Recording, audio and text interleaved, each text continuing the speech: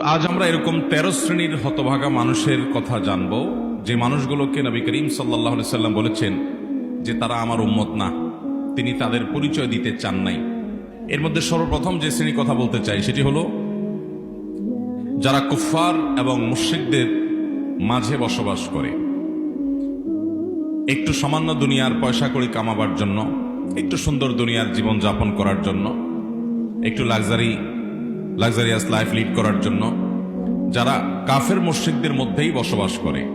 দ্বিতীয় হলো যে মানুষ প্রতারণা করে, মানুষের সাথে মিথ্যা প্রতিশ্রুতি দেয়, মিথ্যা কথা বলে, ধোঁকা দেয় মানুষকে।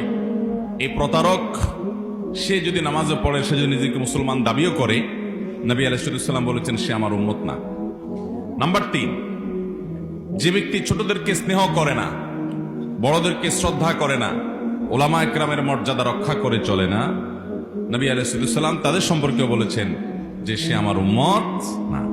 নাম্বার 4, যে ব্যক্তি মুসলমান হয়েও অন্য ধর্মাবলম্বী মানুষদের বেশভূষা গ্রহণ করে, তাদের মতো পোশাক আশাক পরে, তাদের মতো কৃষ্টি কালচার ধারণ করে, নবী সাল্লাল্লাহু আলাইহি ওয়াসাল্লাম তার সম্পর্কে একই কথা বলেছেন। নাম্বার 5, ওই ব্যক্তি যে ব্যক্তি পুরুষ হয়ে নারীর অথবা নারী হয়ে পুরুষের বেশভূষা ধারণ করে, পোশাক আশাকে, চুল রাখার ক্ষেত্রে, উঠা বসার ক্ষেত্রে, এগুলোকে সে কোনো দোষের কিছু মনে করে না, বরং পুরুষ হয়ে মহিলাদের স্টাইল ধরে, মহিলা হয়ে পুরুষের স্টাইল ধরে।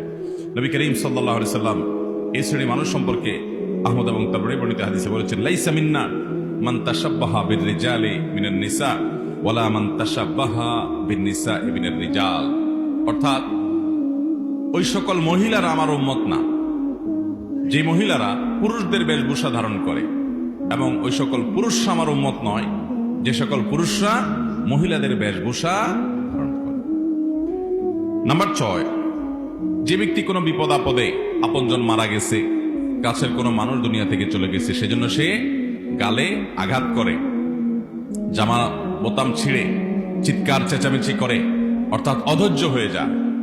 দুনিয়া থেকে সবাইকে যেতে হবে, দুনিয়াতে বিপদ আপদ মানুষের আসবে, যত নবী রাসূলগণ এসেছেন সবার জীবনে এসেছে, অতএব আমাদের জীবনও আসবে। বরং নবী করিম সাল্লাল্লাহু আলাইহি ওয়াসাল্লামের হাদিস থেকে আমরা জানতে পারি, তিনি বলেছেন যে আল্লাহ তাআলা যখন কোন সম্প্রদায়কে পছন্দ করেন, ভালোবাসেন, ইন্নাল্লাহা ইযা আহাব্বা কওমান ইবতালাহুম, আল্লাহ তাআলা কোন সম্প্রদায়কে যখন ভালোবাসেন, পছন্দ করেন, তাদেরকে পরীক্ষায় ফেলেন, তাদেরকে আল্লাহ তাআলা পরীক্ষা নেন।